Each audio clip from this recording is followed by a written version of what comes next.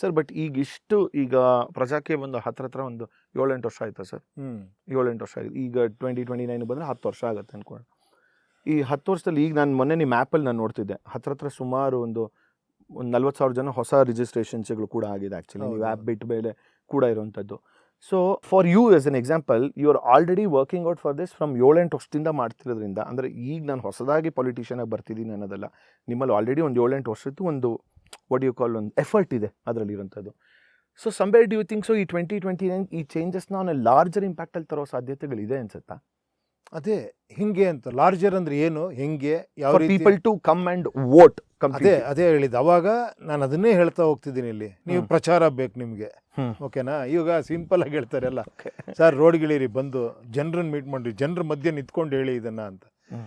ನನಗನ್ಸೋದು ಜನರ ಮಧ್ಯೆ ನಿಂತ್ಕೊಂಡು ಇದೇ ಅಲ್ವಾ, ಜನರ ಮಧ್ಯೆ ನಿಂತ್ಕೊಂಡು ಇದಕ್ಕಿನ್ನ ಬೆಟರ್ ಆಗಿ ಹೇಳಕ್ ಸಾಧ್ಯನಾ ಅಂತ. ಕರೆಕ್ಟ್. ಏನು ಹೇಳಿ, ಪಾಡ್ಕಾಸ್ಟ್ಗಳಿದ್ದಾವೆ, ಮೀಡಿಯಾ ಇದೆ, ಎಲ್ಲವೂ ಇದೆ, ಕೈಯಲ್ಲಿ ನಂದು ಫೇಸ್ಬುಕ್ ಇದೆ, ಇನ್ಸ್ಟಾ ಇದೆ, ನಾನು ಅದರಲ್ಲಿ ಹೇಳ್ಬೋದು. ಮನೆ ರೂಮ್ಗೆ ಹೋಗಿ ಹೇಳೋವಂಥ ಒಂದು ಮೀಡಿಯಂ ಇದೆ. ಕರೆಕ್ಟ್. ಇದ್ರ ಮಧ್ಯಲ್ಲೂ ರೋಡಿಗೆ ಬನ್ನಿ ಅಂತಾರಲ್ಲ, ಏನದು ರೋಡಿಗೆ ಬರೋದು? ನಾನು ಅದನ್ನು ಕೇಳಿದೆ ಆ್ಯಕ್ಚುಲಿ. ರೋಡಿಗೆ ಬರೋದಂದ್ರೆ ಹೆಂಗೆ, ಎಲ್ಲಿಗೆ ಬರ್ಬೇಕು, ನಾನು ಬಂದರೆ ಏನಾಗುತ್ತೆ? ಫಾರ್ ಎಕ್ಸಾಂಪಲ್ ಇಲ್ಲೇ ರೋಡ್ಗೆ ಹೋದ್ವಿ ಏನಾಗುತ್ತೆ ಅದನ್ನೆಲ್ಲ ಡಿಸ್ಕಸ್ ಮಾಡಿದ್ವಿ.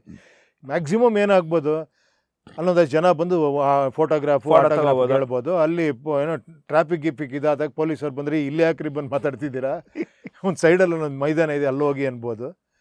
ಸೊ ಅಲ್ಲಿ ಹೋಗಬೇಕು ಅಂದಾಗ ಅಲ್ಲಿ ಮತ್ತೆ ಪ್ರಶ್ನೆ ಬರುತ್ತೆ, ಸರ್ ನೀವು ಬರ್ತೀರಿ ಅಂತ ಗೊತ್ತಾಗಬೇಕಲ್ಲ ಸರ್, ಏನೋ ಒಂದು ಹಾಕಿ ಸರ್ ಇಲ್ಲಿ ಪೋಸ್ಟ್ರು ಅಂತ. ಈ ಥರ ಇದು ಇಟ್ ಕೀಪ್ಸ್.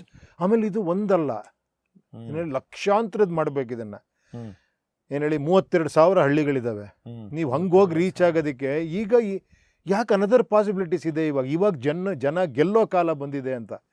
ಒಂದು ಕಾಲದಲ್ಲಿ ನೀವು ಗೆಲ್ಸೋ ಕಾಲ ಇತ್ತು, ಈಗ ಜನ ಗೆಲ್ಲೋ ಕಾಲ. Because technology is helping you. ನಿಮ್ಮ ಒಬ್ಬೊಬ್ರು ಒಪಿನಿಯನ್ ವೈರಲ್ ಆದರೆ 10 ಲಕ್ಷ 20 ಲಕ್ಷ ಜನ ನೋಡೋ ಥರ ಆಗಿದೆ. ಆ ಥರ ಒಬ್ಬೊಬ್ರು ಮನಸ್ಸು ಮಾಡಿದ್ರೆ ಏನೋ ಅದು ವೈರಲ್ ಆಗ್ಬೋದು, ಒಬ್ರಿಂದ ಒಬ್ರಿಗೆ ಹೋಗ್ಬೋದು. ಬಟ್ ಏನಾದ್ರು ಸ್ವಲ್ಪ ತಿಳ್ಕೊಳ್ಳಿ ಅಂತ. ಏನದು, ಯಾಕೆ ಇಲ್ಲಿ ಹೇಳ್ತಾ ಇದ್ದೀನಿ, ಕ್ಯಾಶ್ಲೆಸ್ ಅಂತ ಯಾಕೆ ಹೇಳ್ತಿದ್ದೀನಿ, ದೊಡ್ಡ ವ್ಯಕ್ತಿಗಳಿಗೆ ವೋಟ್ ಹಾಕಬಾರ್ದು ಅಂತಲ್ಲ, ಹಾಕ್ಕೊಳ್ಳಿ ಪರವಾಗಿಲ್ಲ. ಅದು ನನಗೆ ಆ ವ್ಯವಸ್ಥೆನೇ ಹಂಗೆ ಮಾಡಿಬಿಟ್ರೆ ನೀವು, ಏನು ಹೇಳಿ, ನಾನು ಇವಾಗ ಆಮೇಲೆ ಇನ್ನೊಂದಿದೆ ಗೊತ್ತಾ, ಅದೊಂದು ಹೇಳ್ತಾರೆ ಗೊತ್ತಾ, ಭಾಳ ವಿಚಿತ್ರವಾಗಿರುತ್ತದು. ಸರ್ ಬನ್ನಿ ಸರ್, ಬಂದಿಲ್ಲಿ ಕೆಲಸ ಮಾಡಿ, ನಂಬಿಕೆ ಬರುತ್ತೆ, ಆಮೇಲೆ ಓಟ್ ಹಾಕ್ತೀವಿ. ಕರೆಕ್ಟ್. ನಾನು ತುಂಬ ಸಂದರ್ಶನಗಳದ್ದು ನೋಡಿದ್ದೀನಿ. ಅದು ನನಗೆ ಹೆಂಗೆ ಅನ್ಸುತ್ತೆ ಅಂದರೆ, ಬರಬೇಕಾದ ಯಾವ ಕೆಲಸ ಸಿಕ್ಕರ ಮೇಲೆ, ಕೆಲಸ ಸಿಕ್ಕೋಕೆ ಮುಂಚೆ ಬನ್ನಿ, ಆಮೇಲೆ ನೀವು ಕೈ ಸಿಕ್ಕಿಲ್ಲ ಅಂದರೆ ಬೈಯಕ್ಕೆ ನಂಗೆ ಅಧಿಕಾರ ಕೊಡಿ, ಹೋರಾಟ ಮಾಡೋಕ್ಕೆ ಅಧಿಕಾರ ಕೊಡಿ, ನಾನು ಬೈತೀನಿ ಸರ್ ಅಂತ. ಬೈಯಪ್ಪ ನೀನು, ನನಗೇನು ಅಂತಾರೆ. ಸರ್ ಬಟ್ ಆ್ಯಕ್ಚುಲಿ ಹೆಂಗೆ ಗೊತ್ತಾ ಸರ್, ನನಗೆ I find it very Ghani. ಯಾಕೆಂದರೆ ಸುಮಾರು ಜನ ಇದನ್ನು ಮಾಡೋಕ್ಕೆ ಹೋಗಿರ್ತಾರೆ ಅಂತಲೇ ಅನ್ಕೊಳ್ಳೋಣ ಮಾಡ್ಯೂಲ್ನ. ಅವ್ರಿಗೆ ಯಾರಿಗೂ ಒಂಥರ ವೈಯಕ್ತಿಕವಾಗಿ ಒಂಥರ ಧೋರಣೆ ಮಾಡೋಂಥದ್ದಾಗಿರ್ಬೋದು, ಇದನ್ನು ಮಾಡ್ಬೋದು, ಹೇರಿಕೆ ಮಾಡೋಂಥದ್ದನ್ನು ಮಾಡೋಕ್ಕೆ ಹೋಗೋದಿಲ್ಲ. ಗುರು ನೀ ಬರ್ತೀಯಾ ಬಾ ಅಂದ್ಬಿಟ್ಟು ಬಿಟ್ಟು ಬಿಡ್ತಾರೆ. But with respect to you ಮಾತ್ರ, ನಾನು ಈಗ ಮೊನ್ನೆ ನೀವು ಎಷ್ಟೊಂದು ಸಂದರ್ಶನಕ್ಕೆ ಬಂದರೂ ಯಾವುದೋ ಒಂದು ರಿಪಬ್ಲಿಕ್ ಟಿ ವಿಲಿ ಕೂತ್ಕೊಂಡು ನೋಡ್ತಾ ಇದ್ದೆ, ಕೇಳ್ತಾ ಇದ್ದದ್ದು ಕೆಲವೊಂದು ಪ್ರಶ್ನೆಗಳು ಅಂತಂದರೆ, ಸರ್ ನೀವು ಯಾಕೆ ಯೋಚನೆ ಮಾಡ್ತಿಲ್ಲ, ಜನರು ಎಷ್ಟೊಂದು ಜನ ಕೇಳ್ತಾ ಇದ್ದಾರೆ, ಅಟ್ಲೀಸ್ಟ್ ಜನರ ಪರವಾಗಿ ಯಾಕೆ ಯೋಚನೆ ಮಾಡಬಾರ್ದು ಅನ್ನೋ ಮಟ್ಟಕ್ಕೆ they are trying to attack is the wrong word, probably ಒಂಥರ ಲವ್ ಆಗೇ ಒಂಥರ ನಿಮ್ಮ ಮೇಲೆ ಹೇರಿಕೆ ಮಾಡ್ತಿದ್ದಾರೆ. ಬನ್ನಿ ನಮ್ಮ ಸೈಡ್ ಯೋಚನೆ ಮಾಡ್ಬಿಟ್ಟು ಬನ್ನಿ ಅಂತ. ಅದು ಓನ್ಲಿ ವಿತ್ ಯು ಆಗ್ತಾ ಇದೆ. ಅಲ್ಲಲ್ಲ, ನಾನು ಬಂದಿಲ್ಲ ಅಂತಲ್ಲ, ನಾನು ಅದೇ ಹೇಳಿದ್ದು ಬನ್ನಿ ಅಂದರೆ, ನಾನೊಂದು ಪೊಲಿಟಿಕಲ್ ಪಾರ್ಟಿ ಮಾಡಿದ್ದೀನಿ. ನಾನು ಲಾಸ್ಟ್ ಟೈಮ್ ಎಲೆಕ್ಷನ್ ಯಾಕೆ ನಿಲ್ಕೊಳ್ಳಿಲ್ಲ ಅಂದರೂ ಕಾರಣ ಇದೆ. ಯಾವುದೋ ಒಂದು KPJP ಒಂದು ಪಾರ್ಟಿ ಕೊಟ್ಟರು, ಆಮೇಲೆ ಪ್ರಾಬ್ಲಮ್ ಆಯಿತು, ಆಮೇಲೆ ಅವರೇ ನಾವೇ ಟಿಕೆಟ್ ಕೊಡ್ತೀವಿ ಅಂದರು.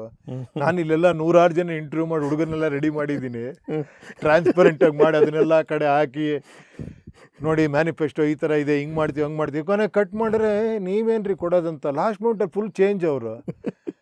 ಅಲ್ಲ ಸ್ವಾಮಿ, ನಾನು ಇಂಟರ್ವ್ಯೂ ಮಾಡಿದ್ದೀನಲ್ಲ ಸರ್, ಇದೆಲ್ಲ ವರ್ಕೌಟ್ ಆಗಲ್ಲ, ನಾವು ಮಾಡ್ಕೊತೀವಿ ಬಿಡಿ, ಟಿಕೆಟ್ ಕೊಟ್ಕೊತೀವಿ ಅಂದರು. ಟಿಕೆಟ್ ಕೊಡೋದಂದ್ರೆ ಗೊತ್ತಲ್ಲ ನಿಮಗೆ.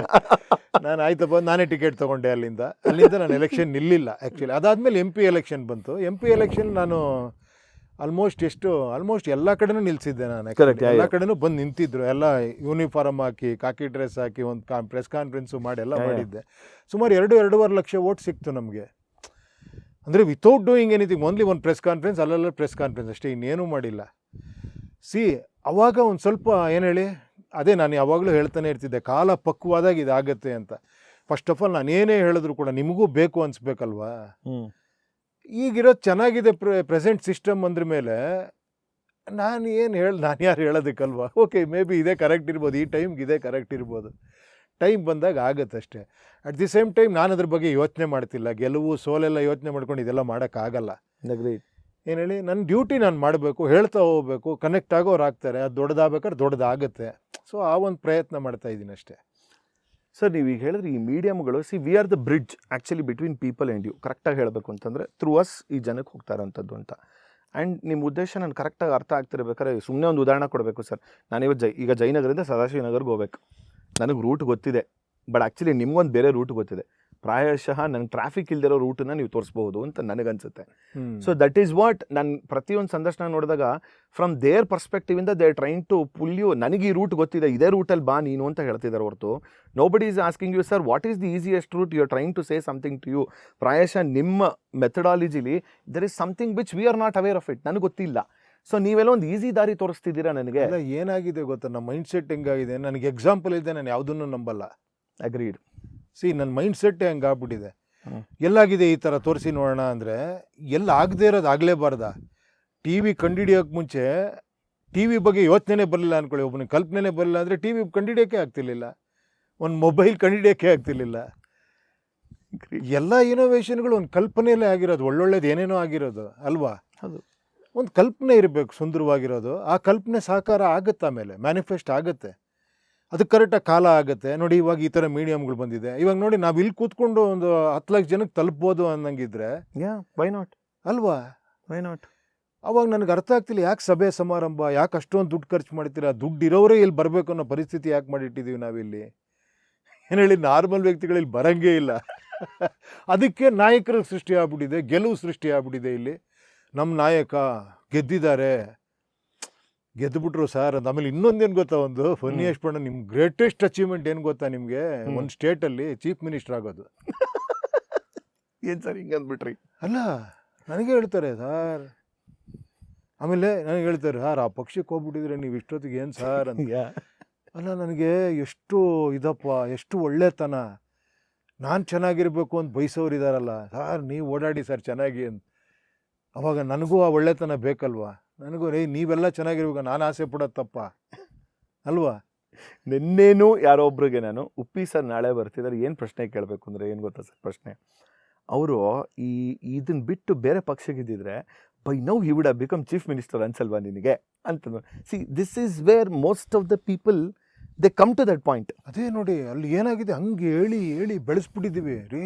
ಅವ್ರು ಏನಾದರೂ ಗೊತ್ತೇನ್ರಿ, ಅವ್ರು ಸಾಧಿಸಿದ್ರು, ಅವರು ವಿಜಯ ಪತಾಕೆ ಹಾರಿಸಿದ್ರು, ಬಿಗ್ ರೆವಲ್ಯೂಷನ್ ತೊಗೊಂಬಂದ್ರು. ಅಯ್ಯೋ, CM ಆದ ಕೂಡಲೇ ರೆವಲ್ಯೂಷನ್ ಅಲ್ಲ ಅದು.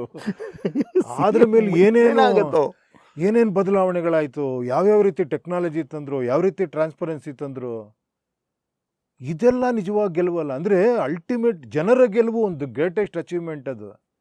ಅಗ್ರೀಡ್. ನಾನು ಒಬ್ಬ ಗೆಲ್ಲೋದು ಬಿಡಿ, ಅದು ನನ್ನ ಪ್ರೊಫೆಷನಲ್ಲಿ ನಾನು ಗೆದ್ಕೊಂಡು. ಇವಾಗ ನೀವೇನೋ ಒಂದು ಚಾನಲ್ ಮಾಡಿದ್ದೀರಾ, ನಿಮ್ಮ ಗೆಲುವಿದೆ, ನಿಮ್ಮ ಕಷ್ಟ ಇದೆ, ನೀವು ಅಚೀವ್ ಮಾಡ್ತಾ ಇದ್ದೀರಾ. ನಂದೊಂದು ಸಿನಿಮಾ ಇದೆ, ಅಲ್ಲಿ ನಂದೊಂದು ಸಿನಿಮಾಗೂ ಹೋಲಿಸ್ಬಿಡ್ತಾರೆ ಇದನ್ನು. ಸಿನಿಮಾ ಪ್ರಚಾರ ಮಾಡಿದರೆ ಗೆಲ್ಲುತ್ತಾ, ಹಂಗಾರೆ ಪ್ರಚಾರ ಮಾಡಿದೆ ಇರಿ ಸರ್ ನೀವು ಸೋಷಿಯಲ್ ಮೀಡಿಯಾ ನಂಬ್ಕೊಂಡು ಅಂತ. ನಾನು ಹೇಳಿದ್ದು ಹೌದಪ್ಪ, ಅಲ್ಲಿ ನಾನು ದುಡ್ಡು ಖರ್ಚು ಮಾಡ್ತೀನಿ, ಯಾಕಂದ್ರೆ ನನ್ನ ಬಂಡವಾಳ ಹಾಕಿರೋದು, ಇಲ್ಲಿ ಹಾಕಿರೋದು ನಿಮ್ಮ ದುಡ್ಡಪ್ಪ ಇದು. ಏನು ಹೇಳಿ, ಇಲ್ಲಿ ನಿಮ್ಮ ದುಡ್ಡಲ್ಲಿ ನಾನು ಬಿಸ್ನೆಸ್ ಮಾಡೋಕ್ಕೆ ಬಿಡ್ತೀರಾ ನೀವು? ನೋಡಿ, 50 ಕೋಟಿ ಹಾಕಿ ಎಲೆಕ್ಷನ್ ನಿಲ್ತಾರೆ ಅಂದರೆ ನನಗೆ ಅರ್ಥನೇ ಆಗ್ತಿಲ್ಲ ಎಷ್ಟಿರ್ಬೋದು ದುಡ್ಡಲ್ಲಿ ಅಂತ. ಕೆಲವು ಸತಿ ಕನ್ಫ್ಯೂಸ್ ಆಗ್ಬಿಡುತ್ತೆ. ನೋ ಆ್ಯಕ್ಚುಲಿ ನಾನು ಮೊನ್ನೆ ತಮಾಷೆಗೆ ಅಂತಲ್ಲ, I was very serious. I said ನಾನು ನನ್ನ ಕತ್ತರಗುಪ್ಪೆಯಿಂದ GB ಎಲೆಕ್ಷನ್ಸಲ್ಲಿ ನಾನು ಕಂಟೆಸ್ಟ್ ಮಾಡೋಣ ಅಂತ ನನಗೆ ಆಸೆ ಆಗ್ತಿದೆ ಅಂತ ನಾನು ಹೇಳಿದೆ. I want to get some change ಅಂತಂದ್ಬಿಟ್ಟು ಅಂತ. ಹಿಂಗೆ ಗೊತ್ತಿರ್ಬೇಕಾದ್ರೆ ನಮ್ಮ ಕಸಿನ್ ಇದ್ದ, ಮಿನಿಮಮ್ 10 ಕೋಟಿ ರೆಡಿ ಇಟ್ಕೋ. ಐ ಸೈಡ್ ವೇರ್ 10 ಕೋಟಿ ಅಲ್ಲಿಂದ ತರಲಿ ನಾನು ಅಂತಂದೆ. 10 ಕೋಟಿ ತಂದ್ಬಿಟ್ಟು ನಾನು ಎಲ್ಲ ಎಲೆಕ್ಷನ್ಸ್ಗೆ ಹಾಕೋಕ್ಕಾಗತ್ತೆ. ಐ ಸೈಡ್ ನಂಗೆ ಚೇಂಜ್ ಮಾಡಬೇಕು ಅಂತ ಅನಿಸ್ತಿದೆ. I want to get into that ಅಂದರೆ 10 ಕೋಟಿ ರೆಡಿ ಇಟ್ಕೋ. ಆ ಥಾಟ್ ಬರ್ತಿರಂಗೆ ಆ ಥಾಟಿಂದ ಶಿಫ್ಟ್ ಆಗಿಬಿಡ್ತೀವಿ ಸರ್. ಅಂದರೆ ಅದೇ ನೋಡಿ, ನಿಮ್ಮಂಥವ್ರು ಎಷ್ಟೋ ಜನ ಏನೋ ಮಾಡ್ಬೇಕು ಅನ್ಕೊಂಡವ್ರು, ಬಿಕಾಸ್ 10 ಕೋಟಿ ತಂದು ನಿಲ್ಸ್ಬಿಟ್ಟಿದೀವಿ ಅಂದರೆ ಅದು ಯಾರು ನಿಲ್ಸಿರೋದು? ಓಕೆ, ಯಾರೋ ದುಡ್ಡಿರೋರು ಮಾಡಿದ್ದಾರೆ ಸರ್ ಇದನ್ನ ಅಂತಲ್ಲ, ಅದಕ್ಕೆ ಎನ್ಕರೇಜ್ ಮಾಡಿರೋದು ವೋಟರ್ಸೇ ತಾನೇ.